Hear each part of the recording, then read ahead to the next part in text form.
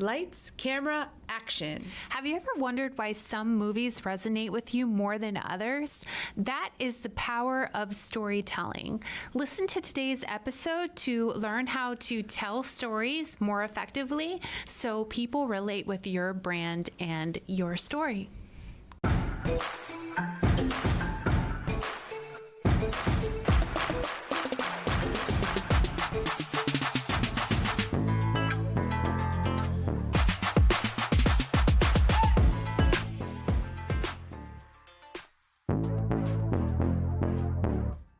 Lady bosses, are you working even after putting the kids to bed but still not getting results? Are you tired of spending money on ads that aren't getting engagement? Do you feel burdened that you aren't fulfilling your purpose in life because you are so consumed with work? I'm your host, Brooke Boltz. I'm an attorney and founder of Boltz Legal. I started my business and in 1 year was bringing in 7 figures and am now bringing in multi-7 figures. And I'm your co-host, Rachel Boltz, owner of Boltz Media. I've helped many businesses build their online presence and increase their revenue through digital marketing. Want to hear how we did it? We are here to help you achieve your goals personally, professionally, and spiritually.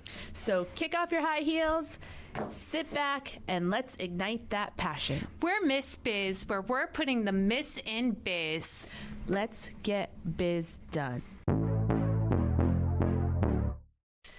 Movies are just stories, and people spend billions of dollars a year cumulatively to watch movies.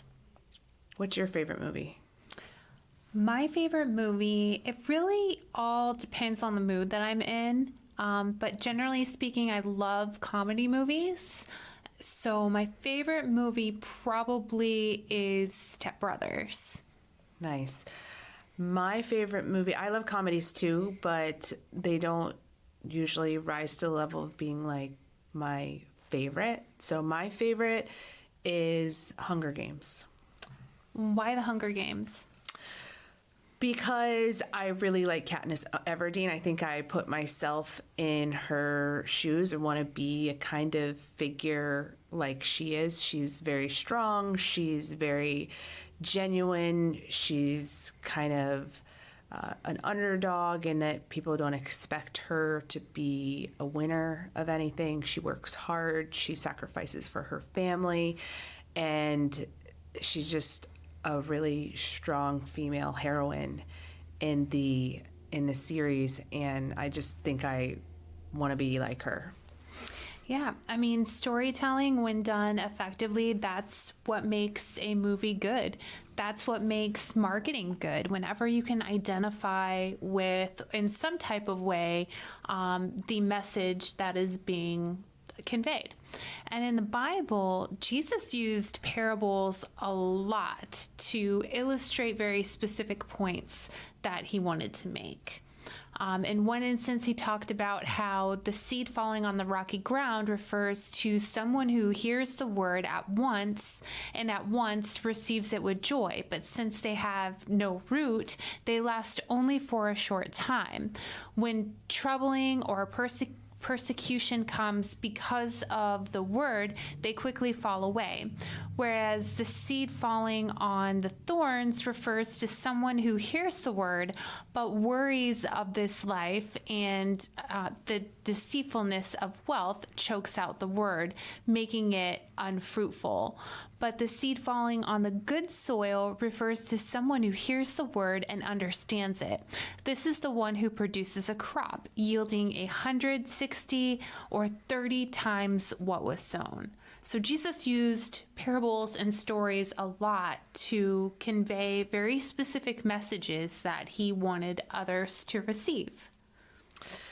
So storytelling is important in your business, not only in public speaking, we've talked about it in that context before, but even in your face-to-face one-on-one meetings. Telling a story conveys the type of person you are. It conveys a lot of attributes and characteristics that you possess without having to directly tell them, I am smart, I am responsible, I am trustworthy. You can tell stories that can convey that in a more memorable and effective way than just sitting down and telling people, I'm really good at my job. We've identified 5 keys to a strong story. And the first one is emotion. So a compelling story, it'll evoke an emotional response. This can be laughter. This can be empowerment. This can be excitement, suspense, and things of that nature. So a good story is going to help bring whoever is listening or reading or receiving the message, bring them into the picture and make them feel like they're part of it. And these 5 keys to a strong story come from the book called Unleash the Power of Storytelling by Beisenbach. So the second element of a strong story is that the story should have a face, meaning a main character. People do not remember percentages and statistics, but they will feel a kinship with the character that personifies the issue. Just in the same way that I feel a kinship or a kindred spirit with Katniss Everdeen in the Hunger Games is the goal of telling a story. And the face behind your story when you are talking about yourself and your business is going to be you. And that also relates to social media. We've talked about this before too, that telling a story through your social media or showing your own face, being present in your business is going to get more engagement and be more interesting to people than stock footage would be. Yeah, I mean, it's statistically proven as well. Any pictures of you, videos of you as the business owner is going to outperform any stock footage or video 10 out of 10. The third aspect is that the stories should connect your listeners with each other and your brand. So stories, they make us more human, and they should remind people of who they are. When there is humanity, there is a story, and it resonates with the audience. So one of my favorite commercials that Brooke has shot for Bolt's Legal is one where this child is at the park and another kid is trying to get her to eat like these little, they're not food, but they're like little gel circular things. And Water beads. Water beads. Thank you. And so this kid's trying to get her to eat it, and she's thinking about it, and she's getting ready to do it. And then real Brooke pops in, and she stops the little girl, who is little Brooke, you come to find out. And she says, "No, Brooke, don't eat those. Those aren't good." And then it's just very... the way that it was all put together, it makes you feel a strong connection, and it gives you a sense of empowerment. There's a little bit of humor in there. I'm not going to spoil it for you, but it really showcases her ability to protect her clients as well. It shows a lot about her personality in there, and anytime that you can do that with your videos or anything that you're using in terms of marketing yourself is really going to be an A+ for your business. And that brings to mind that same video that is Rachel's all-time favorite commercial we've done is my husband's least favorite commercial. He can't stand it. I don't know. Is that because he was in it? He wasn't in that one. Oh, okay. He was in a couple of my commercials.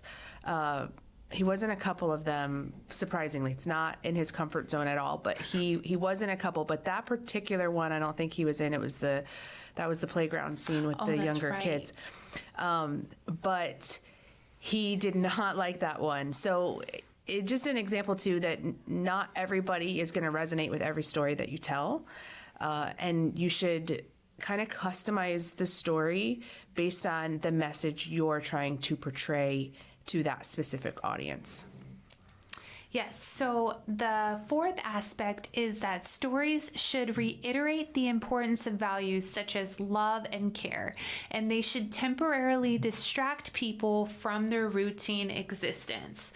So have you ever just kind of sat down on the couch and watched a movie and just kind of forgot about everything that was going on at the moment, like any sort of pressing deadline that you might have the next day, any big project, that story is able to take you away from there and give you a emotional reprieve because you're not fixating on whatever the issue is. I think that's why video games are so popular too, is that people engage in the story of the game and who their character is, and they're building their character and they're identifying and relating to this alternative avatar that they've created. And so they really, really love it. I mean, my kids play Roblox and they've been building these characters for years. And so if something were to happen to that character, oh man, they would go insane. it'd be meltdown central. Yes. So, but it really comes down to the power of the story and how they have put themselves into the story of the game. Yeah. So next in your story is that you want to show, not tell.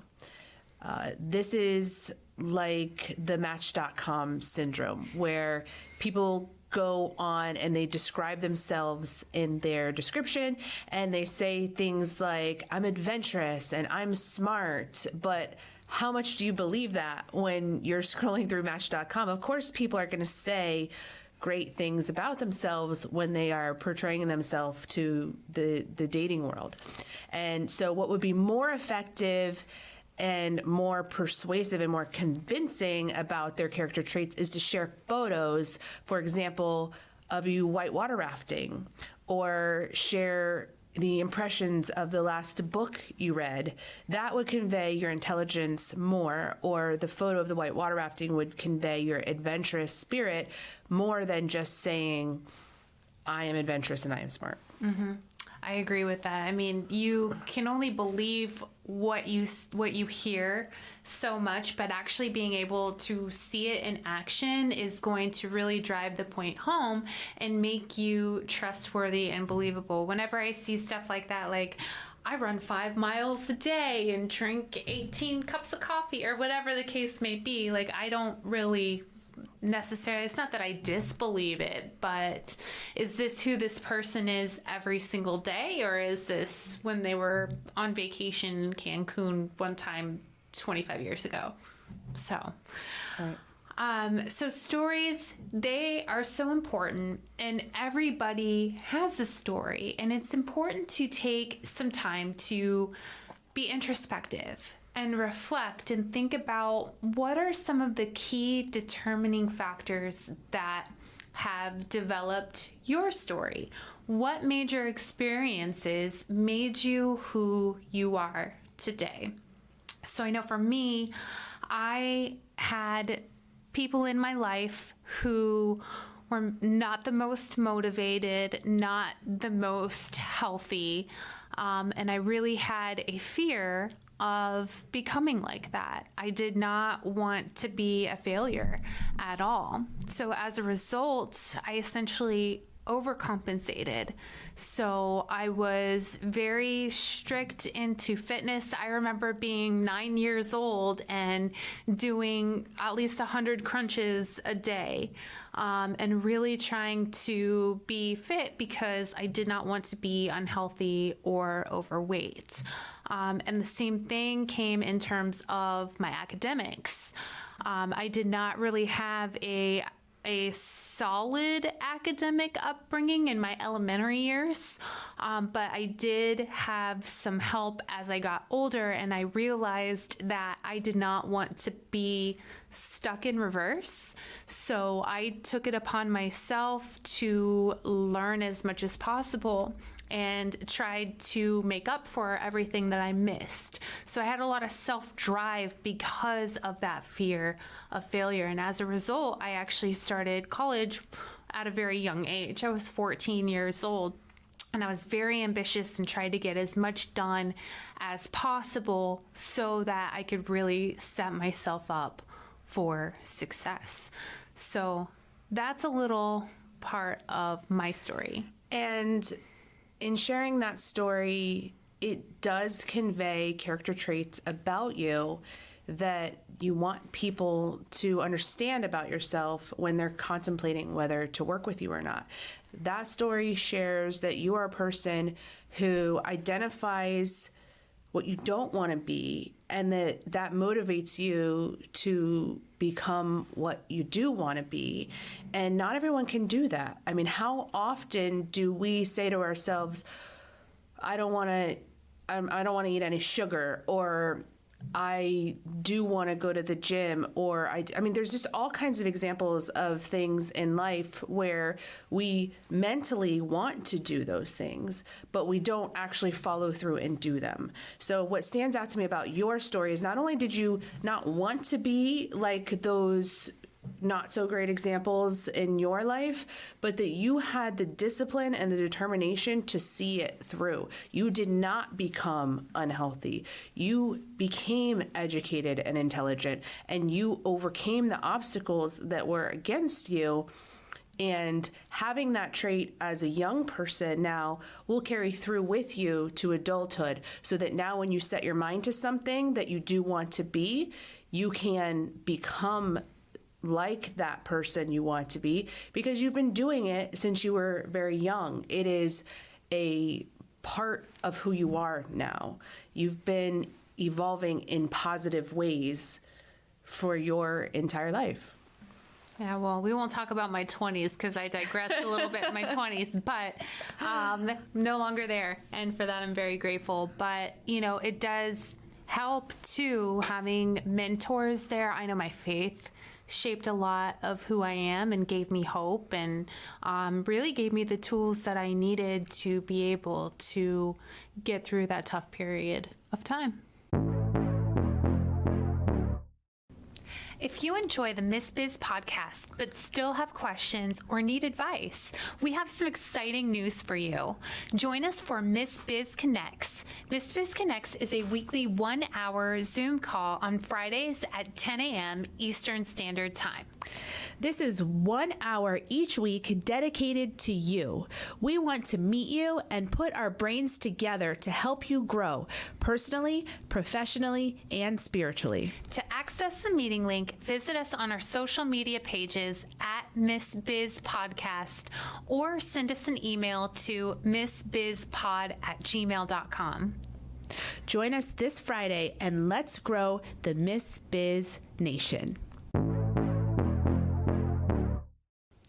Sharing your story too allows you to be vulnerable with whoever you're speaking with, which in turn allows them to feel comfortable being vulnerable, and really putting that guard down and being vulnerable with each other really is what builds a stronger bond in your relationship. You know, I'm a part of a number of networking groups, and there's one Christian networking group that I'm a part of that we just had the meeting yesterday, so it's fresh on my mind, where someone was just very vulnerable and said, look, I've been in a dark place in the last few months, and she really didn't have an explanation for why, other than it was just really hard for her to get up and go through the motions every day. She's actually an incredibly successful entrepreneur. She's someone who is always smiling.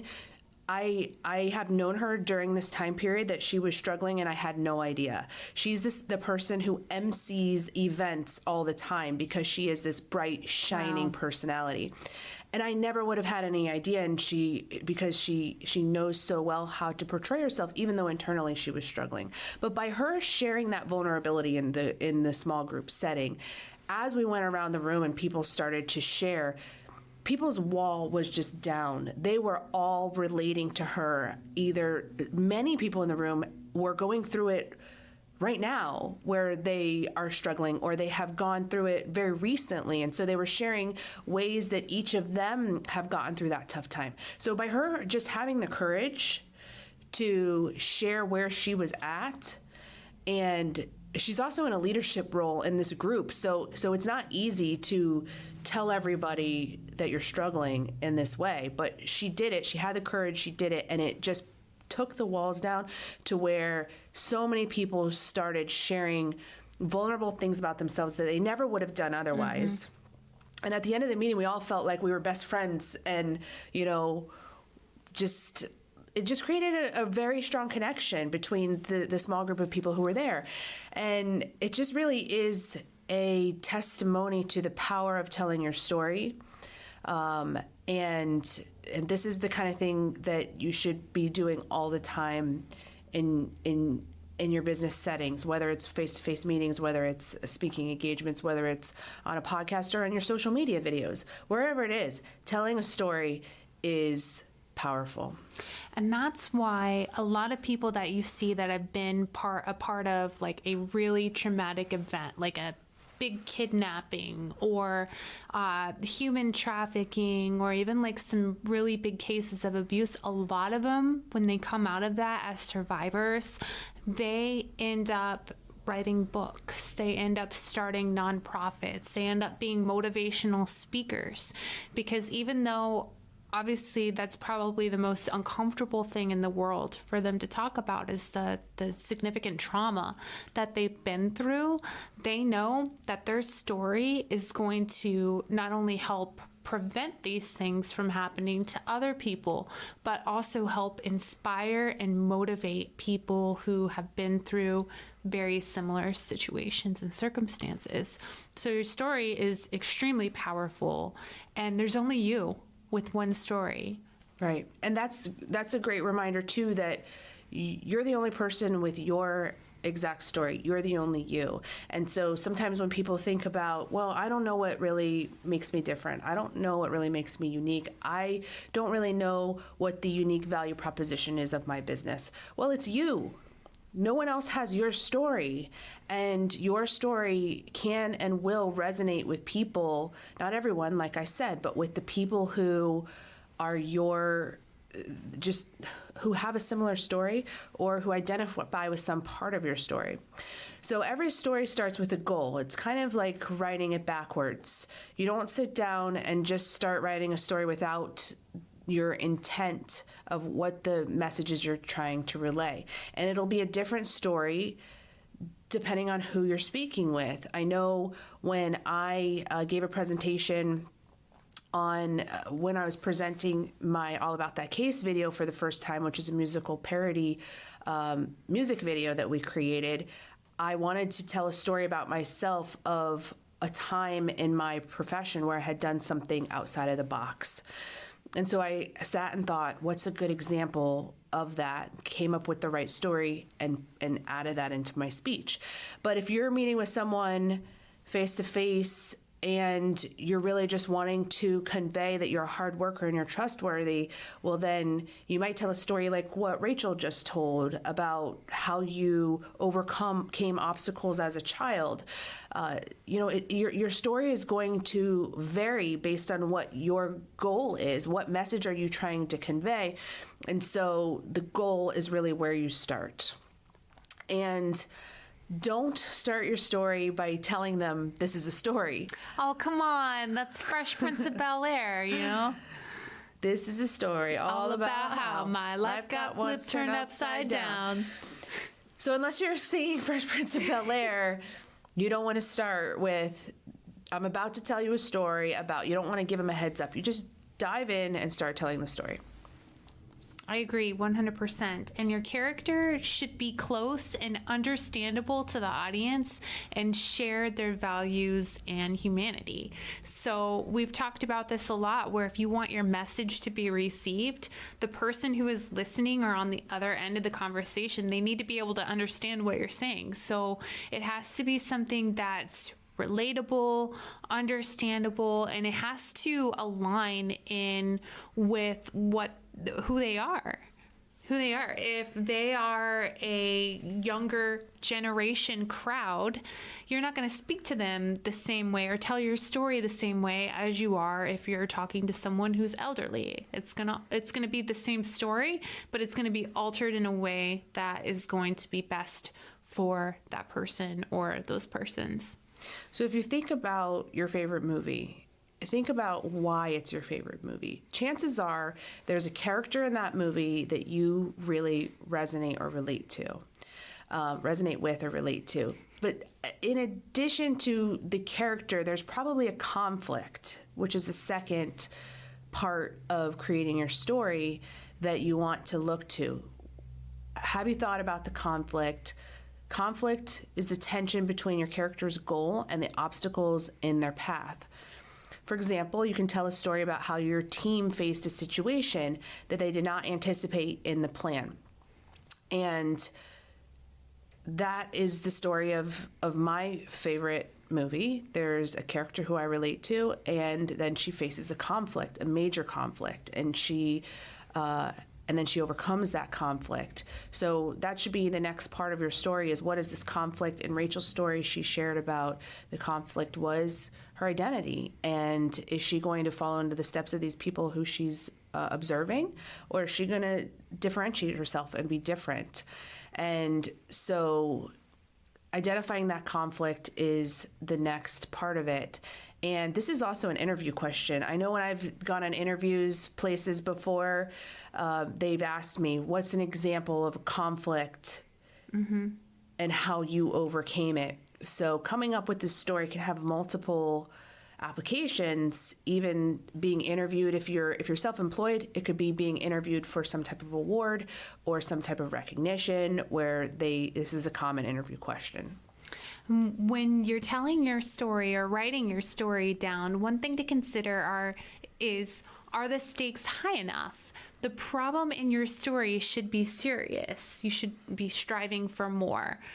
So, for example, with my story, the seriousness was dealing with failure. Or being extremely unhealthy. And I knew that was not what I wanted for my life. And the trajectory of your whole life. I mean, had you not had that drive to educate yourself, then and to do well in school, then you very well may have not realized the levels of success that you have now, and your life may have been very different because of that. Oh, I believe that 100%. And so you have to think about, when you're trying to put your story together, what was the high stake situation that had a significant turning point in your life and made you who you are today? This is again about being vulnerable. You want to tell a story about a true high stakes challenge that you faced in your life. It might not be comfortable, but if it's in an appropriate setting and there's a recipient on the other side of it who is interested in hearing your story, it is a great way to just let the guards down. And so I think when we're being vulnerable too, we automatically think everybody's going to judge me. They're going to look at me different. We always go to the worst spot possible. But I feel from my experience that most of the time people really appreciate it because they understand that it's not comfortable to be vulnerable and to talk about any shortcomings or weaknesses that you may have had or traumas that you had been through. But I feel like most people appreciate it, and like you had mentioned so beautifully earlier, that it really helps to strengthen that bond.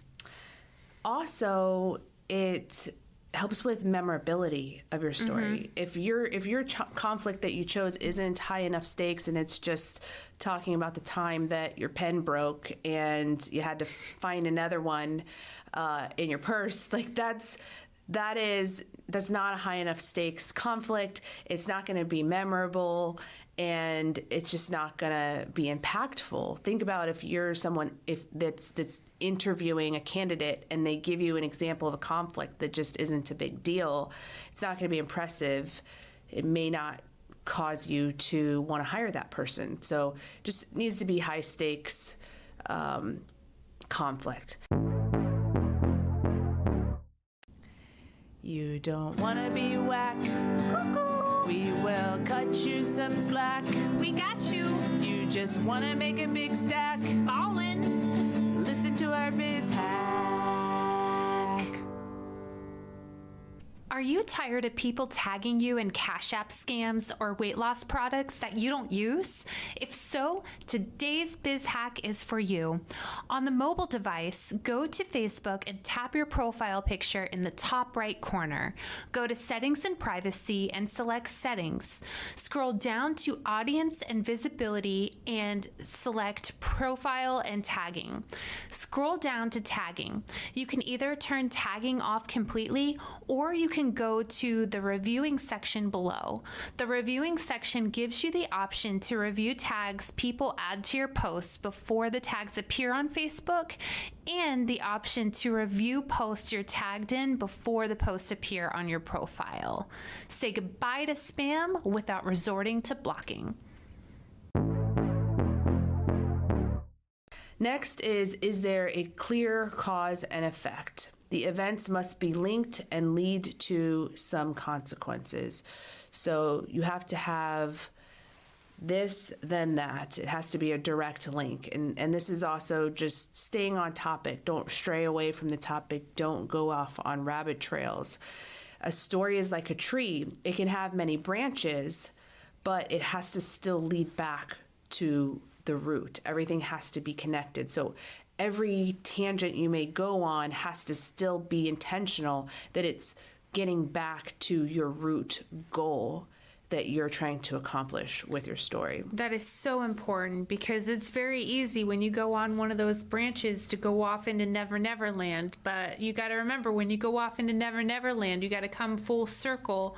Otherwise, all of the building that you were doing and leaving the person in anticipation, it's going to get lost, and the person's not going to understand the point that you were trying to make. Right. And you don't have to document every turning point. Pick one and focus on it. Use your details wisely. Define the setting. Use sensory details. Limit the use of dates. Omit proper nouns. So these are just general storytelling techniques. Using sensory details, I think, is important. Things that are sight, hearing, just all the 5 senses, using details that they can relate to and really envision and feel as if they are in your story is going to make it more impactful and memorable. That's how I can tell if it's a good book. If I'm reading and I can visualize everything that the book is describing, and it's almost like I'm right there in the tropical rainforest, like that's how I know it is a good story. So you'll want to make sure that you're giving a lot of detail to put whoever is listening to your story in it. The other thing to add on is your story emotional enough? The more feelings that you give your audience, the more that they'll want to continue interacting with the story. So when you're giving a presentation, you want to start and end the presentation with a story. And a good rule of thumb is your ending story is a continuation from the beginning story. So in other words, you start with the story, but you don't give the full ending. You then go into the rest of your presentation, and then at the end you circle back and tie up any loose ends from the beginning story. It just makes the presentation feel complete, feel full circle, and if they walk away from it, chances are, if nothing else, they're going to remember that story because you left them with a cliffhanger and then you resolved it at the end. So my story is very much motivated by people not believing in me or not thinking that I could do something. There's a saying out there that is, what is it? It's something like, if you want me to accomplish something, tell me that I can't. Mm-hmm. If someone tells me that I can't, that's a really strong motivator for me. So when I was in elementary school in first grade, it was the first time this happened, my teacher recommended me for the gifted program. I always did well in school. I was always a high achiever. And so she recommended me for gifted. And to get into the gifted program, you have to take a test, which is essentially an IQ test. And in first grade, I did not pass the IQ test. And at that point, I think I was too young to really fully realize the rejection or the failure of that test. But 2 years later in third grade, my teacher at that time recommended me again. And so, but the same thing happened. But this time I was a little older. I understood the significance of it. I had friends who were in the gifted program. They got kind of special treatment in some ways. On certain days of the week, they got to go do fun projects and just do different things that the rest of the class didn't get to do, and I got to see them go off and do these things. And so I very much wanted to be a part of that. I knew that it was something for the smart kids, and I very much wanted to be in the gifted program. But again, I didn't pass the IQ test. And so this time I was crushed by it. I just, it was probably the greatest disappointment I had at that point in my life, and it was just a really, really impactful failure in my life at that age. And so for the next several years, the rest of my school career, really, I had this internal drive to prove that I was good enough. And I just worked so hard to do well in school, so hard to achieve in every way. I joined every club that they offered in the high school. Some of that motivation was I wanted to get a college scholarship. My parents, I knew, didn't have any funds to be able to help me through college.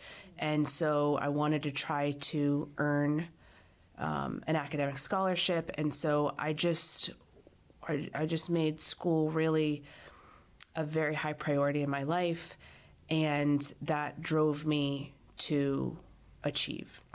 And I was very much determined to prove that I was good enough, even though I wasn't capable of being gifted. Well, that's very inspiring and shows a lot about your character as well, how you never gave up.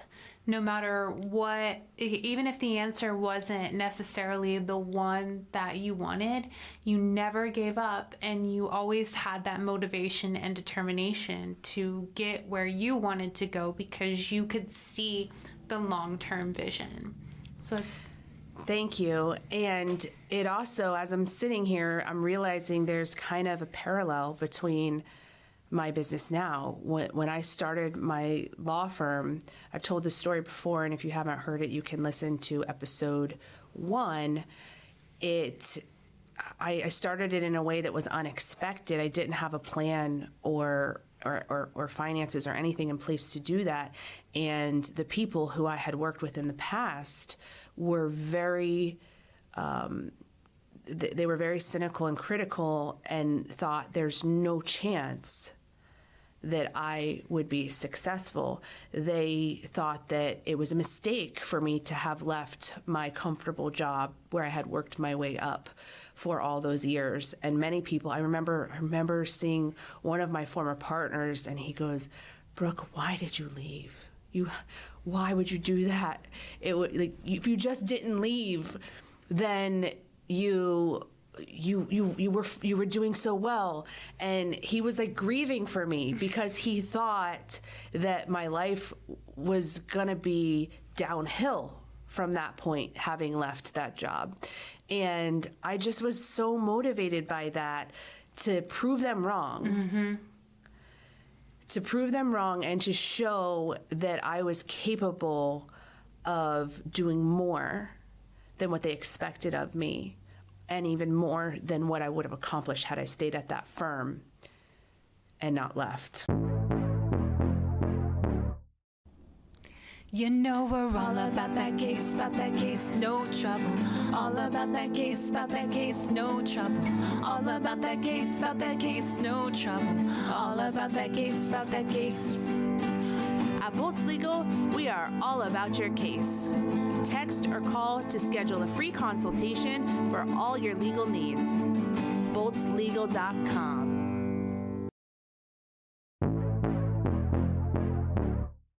Isn't that such a good feeling when you can prove someone wrong? Like I don't know that it's a biblical principle. I know. But it's I mean, very motivating. It is extremely motivating to be told that you can't do something. That just makes me want to work 3 times, 4 times, 10 times as hard, because I'm competitive, and I know you are too. So when somebody like tests us like that in that regard, then it's game on. It reminds me of some of those stories that I've seen on TV where there's like an obese woman whose spouse leaves her because she's not pretty enough, or she let herself go and she gained weight, and then she goes and gets like super fit and turns into this like gorgeous girl, and then she comes back and is like, haha, look what you're missing out on.